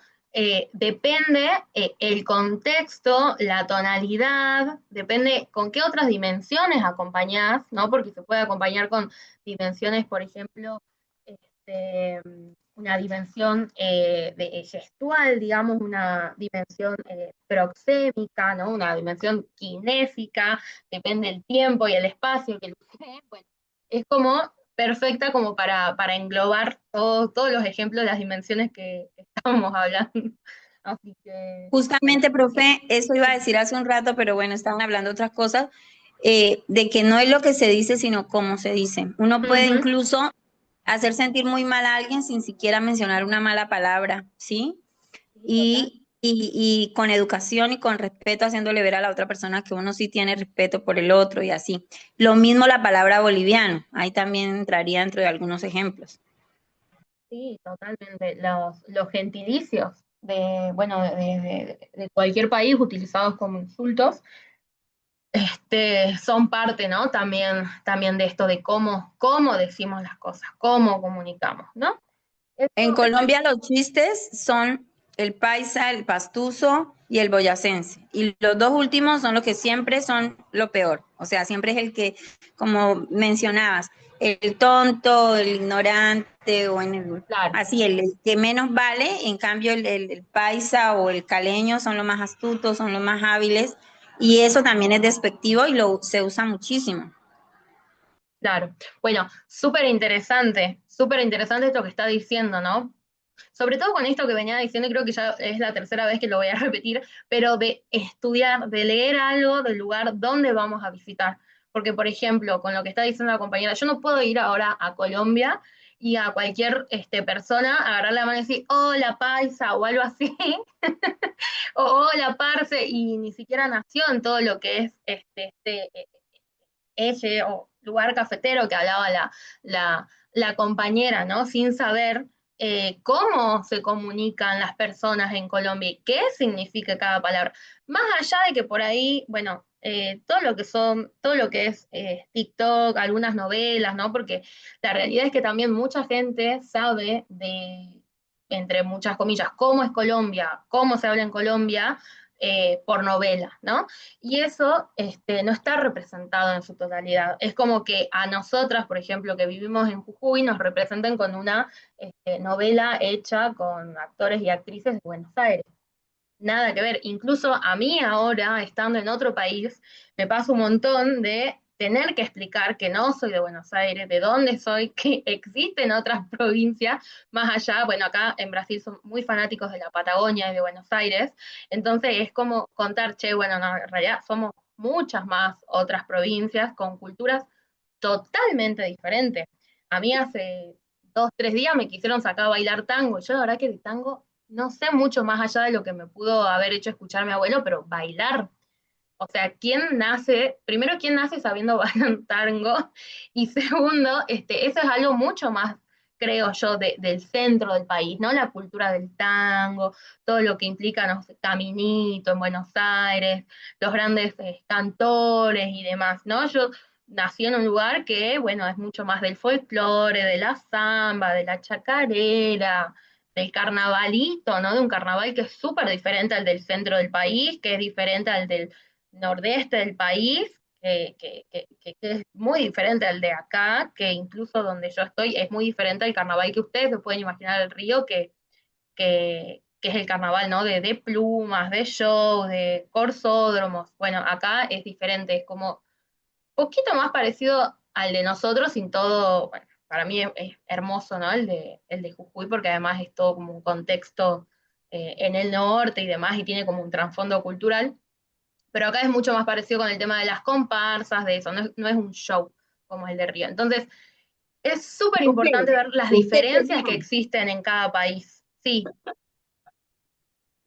usted tenía que salir del país sabiendo bailar tango, porque bueno, acá Sofía Tarcaya puse, yo vine desde Buenos Aires, soy de La Boca, justamente en Caminito, pero nunca supe bailar tango. Bueno, por ejemplo, ¿eh? Creo que eso también ya es de otras generaciones, ¿no? Incluso yo no sé si mi mamá sabe bailar tango, mi abuela sí, mi abuela sabía bailar tango, paso doble, milonguita, pero eso se fue perdiendo un poco en el tiempo.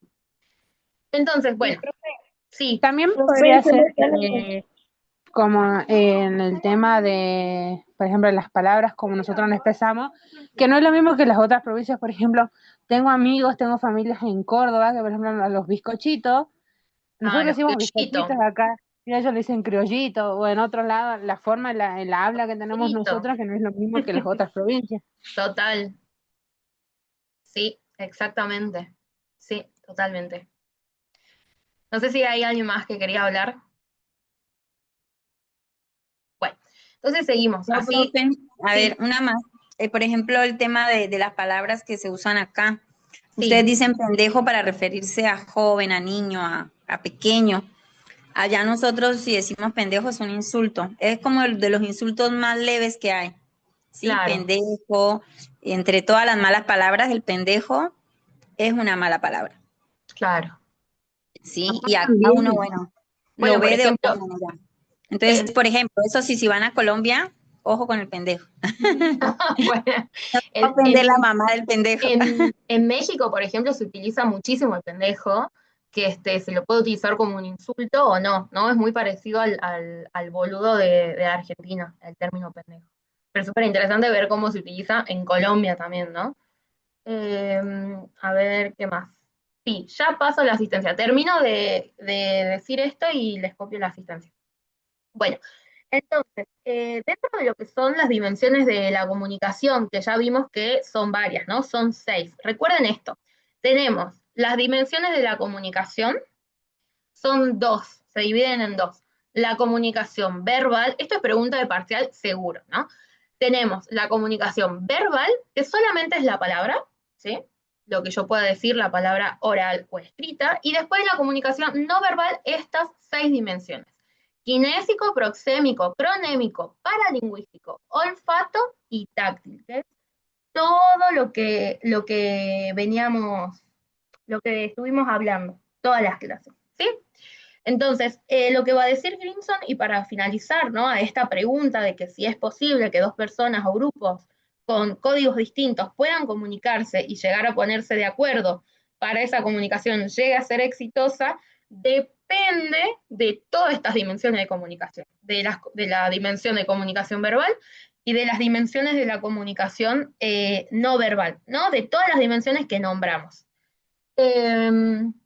Así que bueno, voy a cerrar esto para pasar a las asistencias y hablar del trabajo práctico número 3, que ya está subido. Ya voy a prender mi cámara, no quería que se me corte el... Ahí está. Bien, bueno, ya pasé el link de asistencia. Entonces, este es un texto que la verdad da para quedarse hablando mucho tiempo, ¿no? Porque cada vez se nos van ocurriendo más ejemplos y que yo creo que les va a gustar mucho leerlo. Eh, y es el texto que es parte de lo que es el trabajo práctico número 3. ¿Sí? A ver, acá tengo. Ahí está. Entonces, este trabajo ya está subido en el aula virtual. Se entrega el miércoles 12 de noviembre hasta las 23:59 horas. Ya está también el horario puesto ahí. Las pautas son las mismas de siempre. Son 3 textos los que van a tener ahora en este trabajo práctico, este de Grimson que acabamos de ver, y la próxima clase van a ver con el profe Juan los textos, el texto de Goffman y el texto de Niset y Rigau que habla sobre Goffman también, ¿no? La consigna es una solamente, y es que después de la lectura de los textos propuestos tienen que realizar un video grupal, donde expliquen algunos de estos conceptos y las temáticas que aparecen en la bibliografía. ¿Sí? Son 3 posibilidades para hacer los videos. La primera, que es la metáfora teatral y el poner en escena, lo van a ver la semana que viene, también como la publicidad y la ritualización de la femineidad, y lo que vimos esta clase, que es la comunicación intercultural. ¿Sí? Entonces, la consigna es grabar un video que no supere los 3 minutos de extensión, en el que tienen que participar todas y todas las integrantes del grupo, Pueden hacerlo de manera presencial, es decir, con un celular o cámara, ya sea que todos se reúnan en un mismo espacio o que cada uno filme su intervención por separado y luego uno de los integrantes edite el video uniendo todas las grabaciones individuales. O también pueden hacer un video por una plataforma virtual, no sé, por ejemplo, Zoom, Meet, Jitsi Meet, bueno, las que tengan a su alcance, ¿no? En el video se pueden presentar fotografías, infografías, placas de PowerPoint, otro video, pueden incorporar voces en off, situaciones ficticias, es decir, pueden actuar si quieren, si están creativos y creativas y se animan, pueden hacerlo, ¿no? Entre muchas otras opciones. Lo que sí es importante es que expliquen y ejemplifiquen los conceptos elegidos de manera reflexiva y personal, usando sus palabras y sin leer. Es decir, no queremos que aparezcan leyendo un papel, diciendo palabras que a veces la dicen los autores y no las entendemos. No, queremos que nos expliquen un poco qué es lo que están diciendo los autores, qué es lo que dicen sobre lo que ustedes, sobre la temática que ustedes eligieron, ¿sí? Y pueden también relacionarlos con otros autores y conceptos de clases y bibliografías si quieren, ¿no? Si justo da para, no sé, para que relacione algún concepto con el sentido común o con, no sé, por qué la sociología incomoda o con el concepto de hegemonía o con el concepto del poder, lo pueden hacer, no hay problema, ¿sí? Recuerden que tienen que iniciar el video mencionando, pueden mencionarlo ustedes o pueden escribirlo, los nombres completos de todos los integrantes que participan, tienen que intervenir todos los integrantes del grupo en algún momento, ¿no? Con la cámara encendida. Y lo tienen que subir a YouTube. Sí, se tienen que hacer una cuenta de YouTube, probablemente ya tengan, si tienen que abrirse un canal, probablemente les pida que verifiquen esa cuenta, es decir, tienen que poner un número de teléfono, les va a mandar un código, van a ingresar ese código, sí, tiene que estar verificado para poder subir un video. El video tiene que estar disponible y visible para que con el profe Juan lo podamos ver por ahí, ¿no? Para que lo podamos evaluar. Y solo uno de los integrantes tiene que subir el archivo al aula virtual, ¿sí?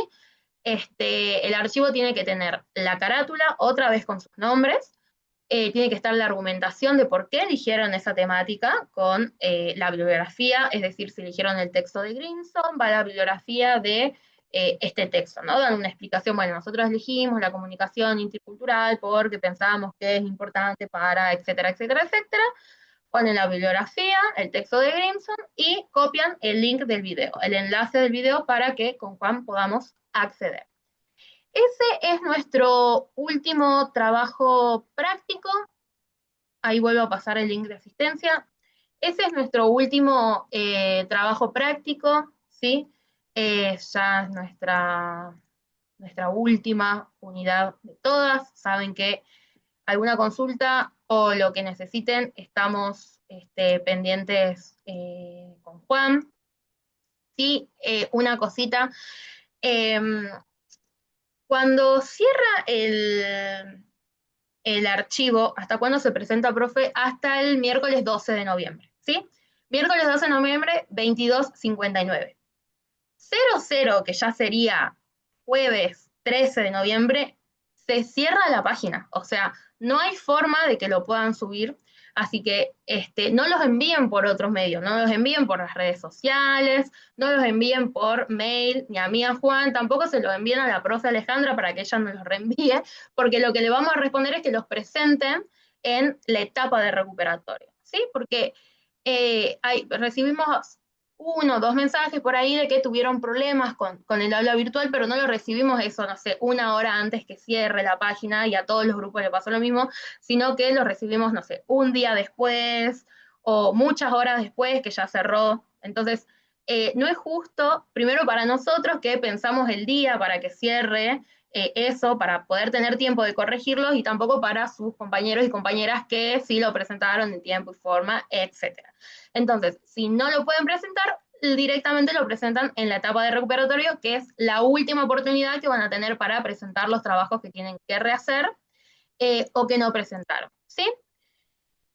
Por último, voy a tratar de organizarles las fechas para que ya vayan sabiendo, teniendo en cuenta que la próxima clase es la última clase que vamos a tener de prácticos dando teoría, que es el encargado el profe Juan, ¿sí? Entonces, el próximo lunes, que es el lunes, a ver, 3 de noviembre, tienen una clase con el profe Juan, donde van a ver los textos, el texto de Goffman y de Nicetti Rigau, que hablan sobre Goffman, ¿sí? El lunes 10 de noviembre van a tener la clase consulta al parcial número 2, y el lunes 17 va a ser el parcial número 2, que lo voy a tomar yo, va a ser ese día, solamente no lo vamos a dividir como la vez pasada, va a ser durante el horario de clase y seguramente 2 horas posteriores a ese horario, para que más o menos vayan acomodando y vayan pensando. También va a estar dividido cada media hora, entonces para que vayan agendando, vayan acomodando sus horarios. Si tienen la posibilidad de hacerlo al parcial después que termine nuestra clase, mejor, para que le dejen el lugar por ahí a compañeros y compañeras que después trabajan y sí o sí necesitan ese horario, para que esas personas puedan rendir en el horario de clase, ¿sí? Si no, bueno, lo vamos solucionando, lo vemos si habilitamos algún otro horario, pero la idea es que se pueda hacer ese lunes en 3, 4 horitas. Así que bueno, eso sería todo por hoy. No sé si alguien tiene alguna otra consulta, alguna otra reflexión, alguna duda.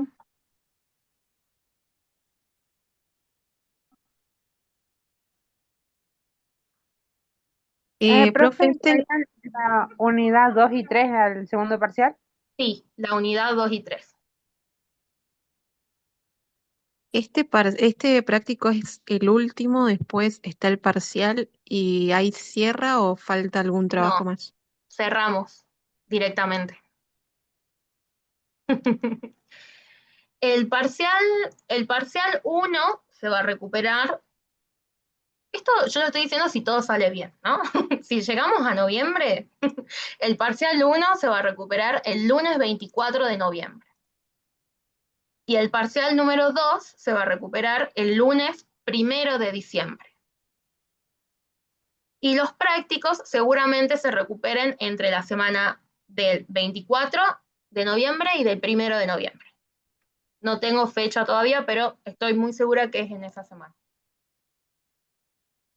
Profe, disculpe, entonces Sí. el segundo parcial, ¿qué fecha era? El segundo parcial es el 17 de noviembre. 17 de noviembre. Y los recuperatorios de los trabajos serían entonces entre el 24 y el 1. Sí, Este, sí, otra cosita, profe, los trabajos son las mismas consignas, ¿no? Que tenían los primeros. sí, exactamente, son las mismas consignas. Las personas que lo tienen que rehacer, Juan o yo le marcamos cuál es la consigna que tienen que rehacer, mandan con la consigna corregida, y las personas que no hicieron hacen el mismo trabajo que hicieron sus compañeros y sus compañeras y los envían. Sí, profe, por ejemplo, los que no estamos con los grupos esos con los que desaprobamos, Sí. volvemos a hacer otro trabajo nuevo. Y lo van a tener que volver a hacer. El único punto, por ejemplo, que estaba bien el que hice yo en mi grupo, ¿me entiende? Y el resto no. Entonces tengo que volver a hacer todo el trabajo nuevo. Y sí, y sí. Sí, hay Bien, tiempo, bien, bien. hay un mes, hay más de un mes, así que vayan haciéndolo si se quedaron sin grupo y tienen que hacerlo otra vez. Gracias. De nada. Profe, ¿qué unidades toma en el parcial, en el segundo parcial? En el segundo ¿2 y parcial 3? entran los textos de la unidad 2 y de la unidad número 3, que ya no se desesperen. Más adelante vamos a hacer la lista, como hicimos la lista del parcial número 1. ¿Sí? Probablemente después de la clase de la semana que viene ya cerramos la lista. El Ah, recupera- bueno, profe. Está bien. El recuperatorio entonces del parcial 1 el 24 de noviembre, del parcial 2 el 1 de diciembre. Ahí que lo estaban preguntando por chat. Profe, Sí. después del próximo lunes ya no tenemos clases de práctica los lunes. No, van a tener la clase de consulta, que es igual a la clase de consulta del parcial número 1, ¿sí? Que tienen que hacer preguntas y demás correspondientes al parcial. y después ya directamente los parciales y después los recuperatorios, así que sí, ya sería como cerrando todo lo teórico práctico, la clase que viene. Profe, ¿y cuándo nos deja este cronograma en el aula virtual para que no se nos vuelen los días? Y es muy difícil que yo se los deje porque, a ver, primero que es un cronograma personal, así que Juan, si lo ves, perdón por dar este cronograma, que puede ir cambiando, ese es el problema, porque no sabemos, digamos, si tenemos algún paro, si tenemos que cambiar el día, ¿no? Entonces, lo vamos viendo, pero hasta el momento es así el cronograma. De todas formas, esto queda grabado, así que les va a quedar en el aula. Eh, y bueno, eso. Profe, la Eriunju dijo que semana por medio iban a hacer el paro, no sabía qué día de la semana. Bueno, Así ¿ves? que, Eso lo tenemos que ver. Vamos a ver.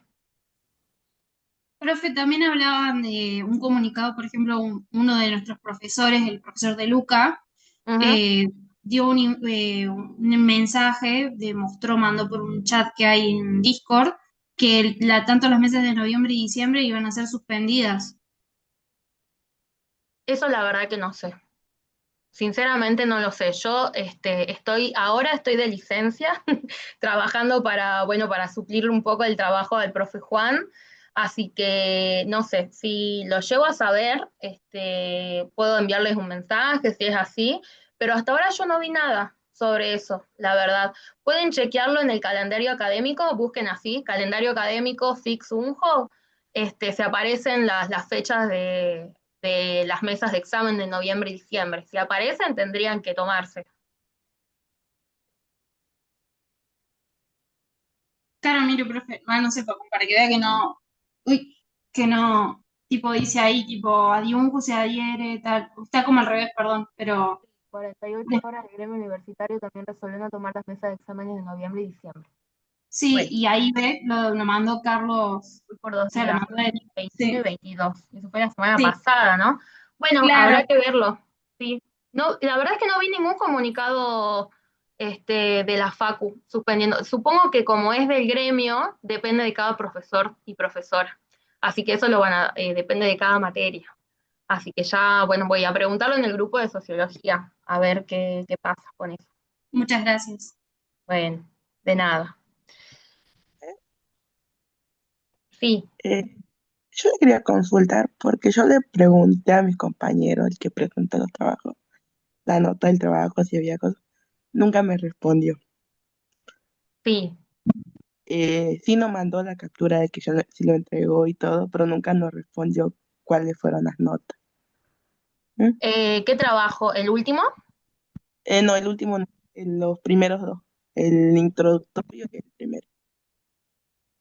¿Te animás, Tatiana, a enviarme un mensaje después por el aula virtual y te paso? Porque ahora no Va. tengo abiertas las condiciones. Bueno, profe. Bueno, haceme acordar por el aula virtual y te paso ahí cómo fueron las correcciones. Bueno, gracias. Bueno, bueno, no sé si alguien más quiere preguntar algo. Profe, yo le quería preguntar si podíamos ser 5 en el grupo para el último parcial, porque tengo mi compañera, Cande, que está ahí con la cámara prendida, que no tiene grupo porque no sé cómo es la onda, o sea, está, pero no hablan y no se ponen de acuerdo para hacer las cosas y está solita y no sé si la podemos meter a nuestro grupo. ¿En el parcial? No, para el trabajo práctico número 3. Ah, para el trabajo práctico número 3. Sí, porque el grupo es hasta 5 personas. Las Ah, pautas, bueno, sí, en la pauta es hasta 5 personas, así que no hay inconveniente. Si ya serían 6, ahí no. Pero si son 5, sí no hay problema. Muchas dale, gracias, profe. gracias. Bueno, está bien. Bueno, ya se fueron desconectando bastantes, así que cualquier otra consulta, duda, me escriben por el aula virtual. Juan, los y las ve el lunes que viene. Recién a mí me van a ver para el parcial número 2. Así que nos estamos comunicando por el aula. ¿sí? Les mando un saludo muy grande, que tengan una excelente semana y bueno, cualquier cosa ya saben que nos escriben por el aula virtual.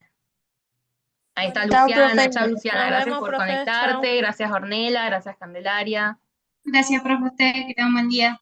Bueno, igualmente. Chau, chau. Hasta luego, profe.